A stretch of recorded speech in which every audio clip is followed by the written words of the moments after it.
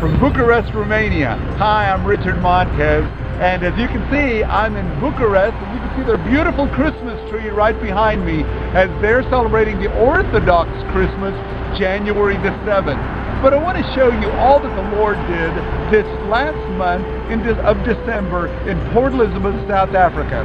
Here's a short report. I had left Korea in November and had flown on to Port Elizabeth, South Africa.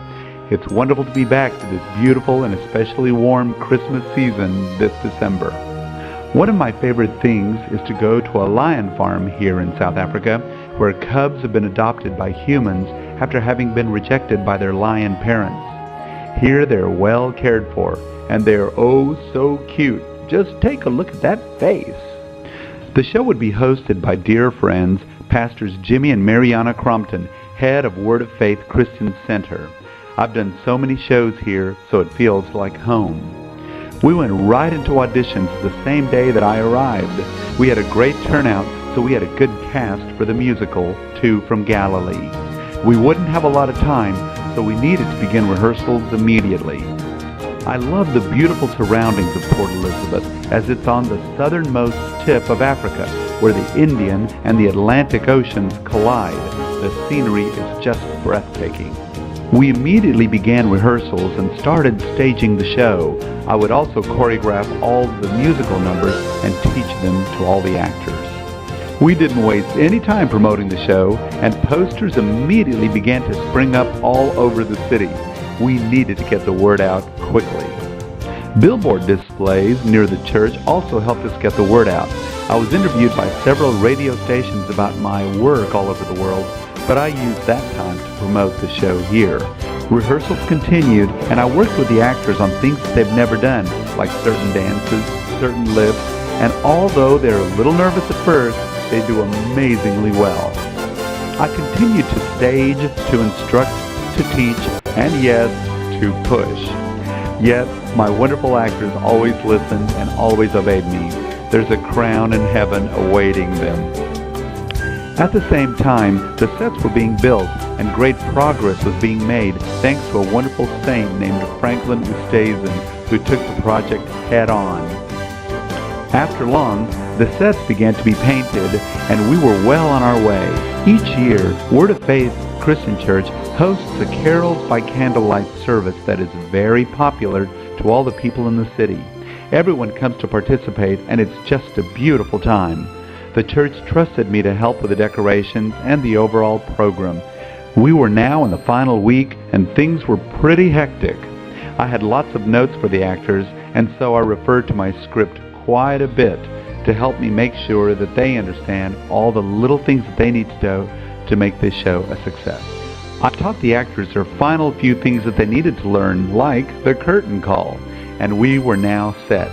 Now it's just a matter of cleaning and drilling and rehearsing what they've already learned. My dear friends, Jeff Latham, who's the head of the Praise and Worship team, and Fenlon Petit, the minister of music at Word of Faith Church, were great blessings and were there to support anything that needed to be done. We had flying angels, so we had to test the harness and the rigging motor to make sure that everything worked fine. Finally, it was showtime. The actors had prayed, and we were ready to open. The shows each night were beautiful, and the audience loved the story, especially the beautiful nativity scene at the end of the show. Thank you, Lord. Hearts were touched, and we saw so many people give their hearts to Jesus Christ. What a fitting way to spend Christmas, receiving Jesus Christ into your heart. I had the privilege of helping with the altar call. Had 1 month really gone by so quickly, this group of strangers just 1 month ago were now a family. Thank you, Lord. With the show now over, I could concentrate on, yes, the holidays. My host family, Philip and Yvette Georgiou, prepared a scrumptious dinner on Christmas Eve. It was truly a feast fit for a king, the King of Kings. Christmas was filled with the traditional gifts, music, laughter, exchanging gifts, and lots of hugs, and of course, a colorful Christmas tree. Well, it was my time to leave, and I was sad to leave Port Elizabeth, but I was thrilled with the results. Thank you, Lord, for blessing our efforts and all that you did in the year 2007. I flew on to Johannesburg, and there I transferred planes bound for Europe. I flew on from Johannesburg over the entire continent of Africa and into Zurich, where I transferred planes and went on to Kiev, Ukraine. I had a cold winter blast awaiting me, but also dear friends with a warm coat and with warm hugs to greet me. Well, as you can see, we had a wonderful time in Port Elizabeth, South Africa. As you can see behind me, you can see Ceausescu's palace. This is, of course, he was famous he was the last bastion of communism back in the 1990s, but now Romania is a beautiful and a free country. Well, that wraps up this month's edition of Cornerstone Presents.